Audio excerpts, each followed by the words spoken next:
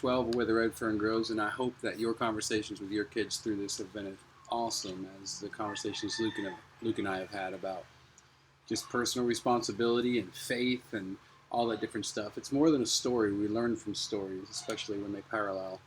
So that's the purpose behind doing this, and thanks for joining us. Chapter 12. The fame of my dogs spread all over our part of the Ozarks. They were the best in the country. No coon hunter came into my grandfather's store without as many pelts as I did. Grandpa never overlooked an opportunity to brag. He told everyone the story of my dogs and the part he had played in getting them. Mama was many was the time some farmer coming to our house would say, "Your grandpa was telling me you got 3 big coons over in Peavine Hollow the other night." I'd listen, knowing I only got one, or maybe none, but Grandpa was my pal. If he said I caught 10 in one tree, well, it was just that way. Because of my grandfather's bragging and his firm belief in my dogs and me, a terrible thing happened. One morning while having breakfast, Mama said to Papa, "I'm almost out of cornmeal. Do you think we can go to the mill today?" Papa said, "Well, I intend to butcher a hog. We're about out of meat." Looking at me, he said, "Shell a sack of corn. Take one of the mules and go to the mill with your mother." With the help of my sisters, we shelled the corn. Throwing it over our mule's back, I started for the store. On arriving at the mill house, I tied my mule to the hitching post, took my corn and set it by the door. I walked over to the store and told Grandpa I wanted to get some corn ground. He said, "I'll be with you in just a minute." As I was waiting, I heard a horse coming. Looking out, I saw who it was, and I didn't like what I saw. It was the 2 youngest Pritchard boys. I had run into them on several occasions during pie suppers and dances. The Pritchards were a large family that lived upriver about 5 miles. As in most small country communities, there is one family that no one likes. The Pritchards were it. Tales were told that they were bootleggers, thieves, and just all around no accounts. The story had gone around that old man Pritchard had killed a man somewhere in Missouri before moving to our part of the country. Reuben was 2 years older than I, big and husky for his age. He never had much to say. He had mean-looking eyes that were set far back in his rugged face. They were smoky-hued and unblinking, as if the eyelids were paralyzed. I had heard once he had cut a boy with a knife over at the sawmill. Rainey was the youngest, about my age. He had the meanest disposition of any boy that I had ever known. Because of this, he was disliked by young and old. Wherever Rainey went, trouble seemed to follow. He was always wanting to bet, and would bet on anything. He was nervous, and could never seem to stand still. Once in my grandfather's store, I had given him a piece of candy. He snatched it out of my hand, ate it, and then sneered at me and said it wasn't any good. During a pie supper one night, he wanted to bet a dime he could whip me. My mother told me always to be kind to Rainey, but he couldn't help being the way he was. I asked why. She said it was because his brothers were always picking on him and beating him. On entering the store, they stopped and glared at me.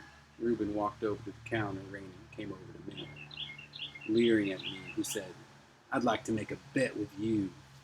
I told him I didn't want to bet. He asked if I was scared. "No, I just don't want to bet," I said.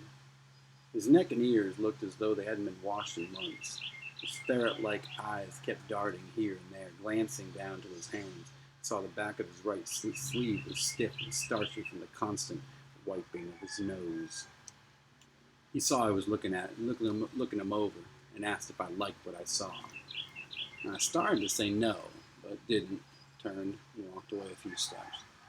Reuben ordered some chewing tobacco. "Aren't you a little young to be chewing?" Grandpa asked. "Ain't for me, it's for my dad," Reuben growled. Grandpa handed 2 plugs to him.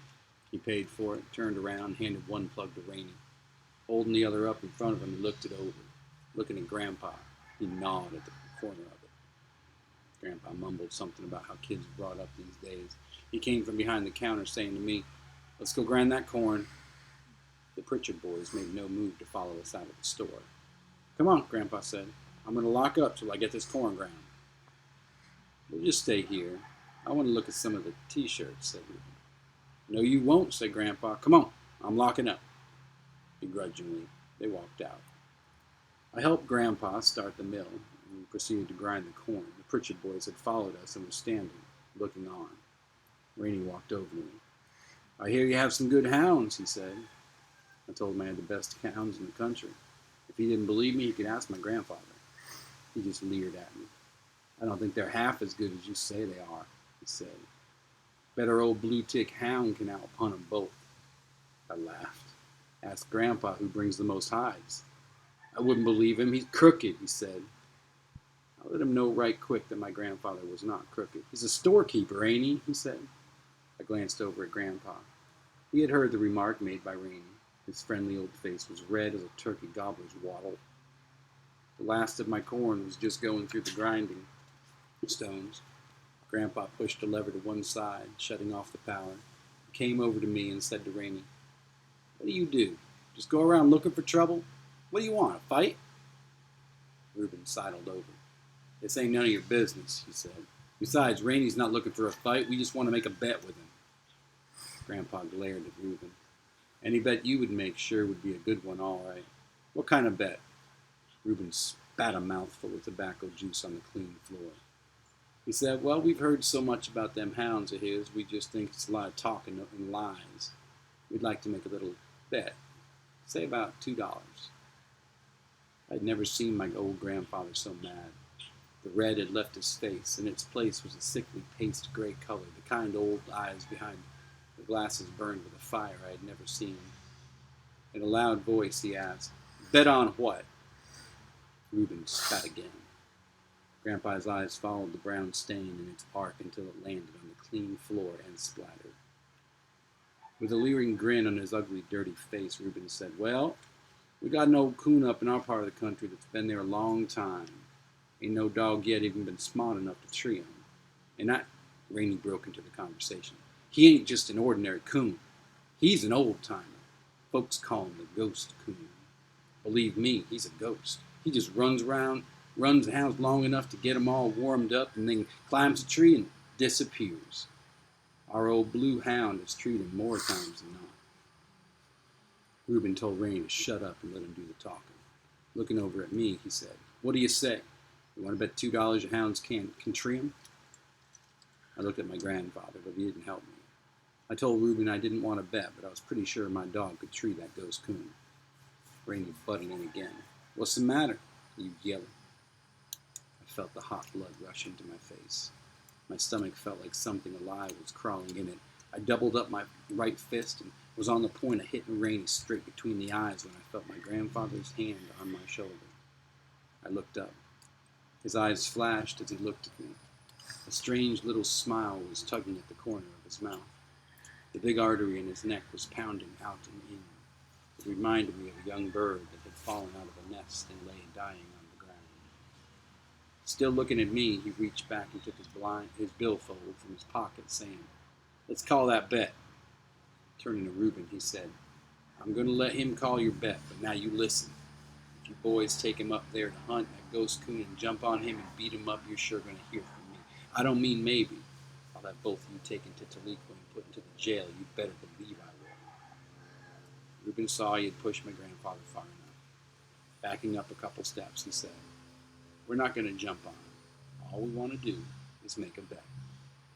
Grandpa handed me 2 $1 bills, saying to Reuben, "You hold your money and he can hold his. If you lose, you had better pay it off. Look at me," he said, "son, if you lose, pay off." I nodded my head. I asked Reuben when he wanted me to come up for the hunt. He thought a minute. "You know where that old log slide comes from the hills into the road?" he asked. I nodded. "We'll meet you there tomorrow night, about dark," he said. It was fine with me, I said, but I told him not to bring his hounds because mine wouldn't hunt with other dogs. He said he wouldn't. I agreed to bring my axe and lantern. As they turned to leave, Rainey smirked. "Sucker," he said. I made no reply.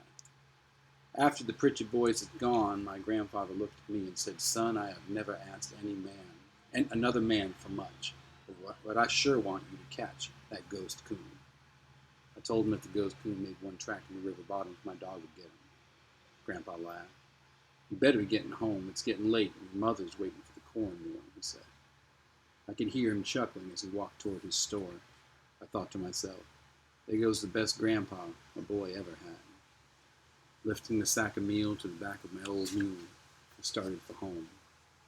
All the way I kept thinking of old Dan, little Land, Ghost Coons, and the two ugly bearded Pritchard boys.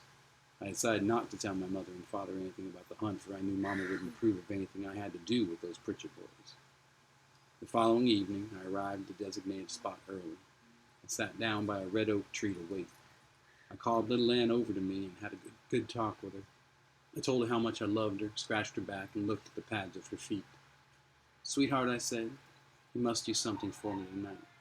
I want you to treat a ghost coon, for it means so much to Grandpa and me." She seemed to understand and answered by washing my face and hands.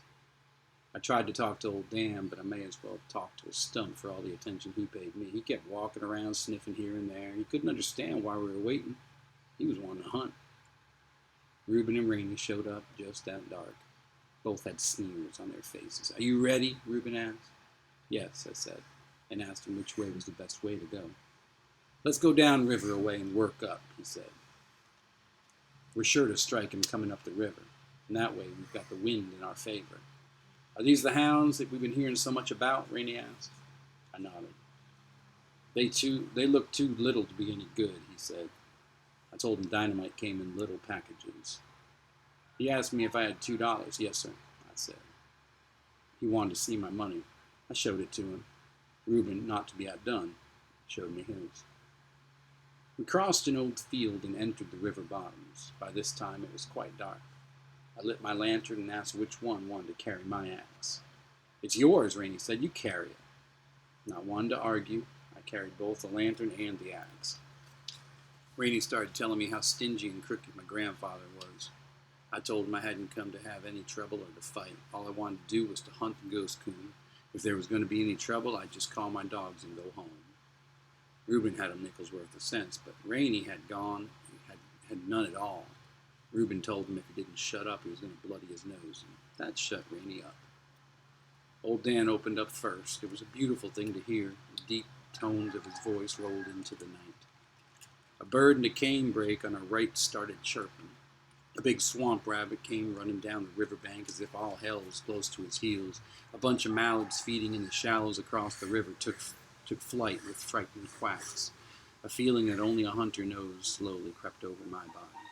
I whooped to my dogs, urging them on. Little Ann came in. Her bell-like tones blended with old Dan in perfect rhythm.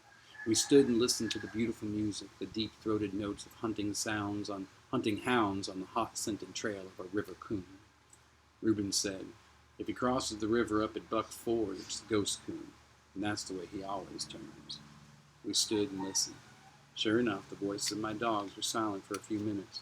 Old Dan, a more powerful swimmer than Little Ann, was the first to open up after crossing over. She was close behind him. Reuben said, "That's him all right. That's the ghost coon." They crossed the river again. We waited. Rainey said, "You may as well get out your money now." I told him to just wait a while and I'd show him the ghost coon's hide. This brought a loud laugh from Rainey, which sounded like someone had dropped an empty bucket of gravel on a bar and then kicked it. The wily old coon crossed the river several times, but couldn't shake my dogs from his trail. He cut out from the bottoms, walked a rail fence, and jumped from it onto a thick canebrake. He piled into an old slough. Where it emptied into the river, he swam to the middle, doing opposite to what most coons do, which is swimming downstream. He swam upstream. He stopped at an old drift in the middle of it. Little Ann found him. When she jumped him from the drift, old Dan was far downriver searching for the trail. If he could have gotten there in time, it would have been the last of the ghost coon. But Little Ann couldn't do much by herself in the water. He fought his way free from her, swam to our side, and ran upstream. I could hear old Dan coming through the bottoms on the other side, bawling at every jump. I could feel the driving power in his voice when he hit the water to cross over. It sounded like a cow had jumped in. Little Ann was warming up the ghost coon. I could tell by her voice that she was close to him. Reaching our side, old Dan tore out after her. He was a mad hound. His deep voice was telling her he was coming. We were trotting along, following my dogs, when I heard Little Ann's bawling stop. "Wait a minute," I said. "I think she's treed him. Let's give her time to circle the tree and make sure he's there." Old Dan opened up, bawling, treed. Reuben started on. "Something's wrong," I said. I can't hear little Ann. Rainey spoke up. Well, maybe the ghost coon ate her up. I just glared at him. Hurrying on, we came to my dogs. Old Dan was bawling at a hole in a large sycamore that had fallen into the river. At that spot, the bank was a good 10 feet above the water level. As the big tree had fallen, the roots had been torn and twisted from the ground. The jagged roots acting as a drag had stopped it from falling all the way into the stream. The trunk lay on a steep slant from the top of the bank to the water. Looking down, I could see the broken, tangled mass at the top. Debris from the floods had caught in the limbs, forming a drift. Old Dan was trying to dig and gnaw his way into the log, pulling him from the hole. I held my lantern up and looked down into the dark hollow. I knew that somewhere down below the surface there had to be another hole in the trunk, as water had filled the hollow to the river level. Reuben, looking over my shoulder, said, "The coon couldn't be in there. If he was, he'd be drowned." I agreed. Rainey spoke up. "You ready to pay off?" he asked. "I told you them hounds couldn't treat that ghost coon." I told him the show wasn't over. Little Ann had never bawled treed, and I knew she wouldn't until she knew exactly where that coon was. Working the bank up and down, not finding the trail, she swam across the river and worked the other side. For a good half hour she searched the side before she came back across to where old Dan was. She sniffed around the hollow log. "We might as well get away from here," Rainey said. "They ain't gonna find the ghost coon." "Sure looks that way," Reuben said. "I told him I wasn't giving up until my dogs did." "You just want to be stubborn," Reuben said. "I'm ready for my money now." I asked him to wait a few minutes. "Ain't no use," he said. "No hound yet ever treed the ghost coon." Hearing a whine, I turned around. Little Ann had crawled up the log and was inching her way down the slick trunk toward the water. I held up my lantern up until I could see better. Spraddle-legged, claws digging in the bark, she was easing her way down. "You better get out of there," Reuben said. "If she gets down that old treetop, she'll drown." Reuben didn't know my little Ann. Once her feet slipped, I saw her hindquarters fall off to one side. She didn't get scared. Slowly, she eased her legs back up on the log. Again, Reuben said, "You better get her out of there." I made no reply. I just watched and waited. Little Ann eased herself into the water. Swimming to the drifts, she started sniffing around. In places it was thin and her legs would break through. Climbing, clawing, and swimming, she searched the drift over, looking for the lost trail. I saw when she stopped searching. With her body half in the water and her front feet curved over a piece of driftwood, she turned her head and looked toward the shore. I could see her head twisting from side to side. I could tell by her actions that she had gotten the scent, and with a low whine, she started back. I told Reuben, "I think she smells something." Slowly and carefully, she worked her way through the tangled mass. I lost sight of her when she came close to the undermined bank. She wormed away under the overhang. I could hear her clawing and wallowing around, and then all hell broke loose. Out from under the bank came the biggest coon I had ever seen. The ghost coon. He came out right over little Ann. She caught him in the old treetop. I knew she was no match for him in that tangled mass of limbs and logs. He fought his way free and swam for the opposite bank. She was right behind him. Old Dan didn't wait, look, or listen. He piled off the 10-foot bank and disappeared from sight. I looked for him. I knew he was tangled in the debris under the surface. I started to take off my overalls, but stopped when I saw his red head shoot up out in the water, bawling and clawing his way free of the limbs and logs. He was on his way. On reaching midstream, the ghost coon headed downriver with little Ann still on his trail. We ran down the riverbank. I could see my dogs clearly in the moonlight. The ghost coon was about 15 feet ahead of little Ann. About 25 yards behind them came old Dan, trying so hard to catch up. I whooped to him. Reuben grabbed a pole, saying, "He may cut on this side." Knowing that the ghost coon was desperate, I wondered what he would do. Reaching a gravel bar below the high bank, we ran out onto the water's edge. Then the ghost coon did something that I never expected. Coming even with us, he turned from midstream, and that joker came straight for us. I heard Reuben yell, "Here he comes!" He churned his way through the shallows and ran right between us. Reuben swung his pole, missed the coon, and almost hit little Ann. The coon headed for the river bottoms with her right on his heels. The bawling of little Ann and our screaming and hollering made so much noise I didn't hear old Dan coming. He tore out of the river, plowed into me, and knocked me down. We ran through the bottoms, following my dogs. I thought the ghost coon was going back to the sycamore log, but he didn't. He ran upriver.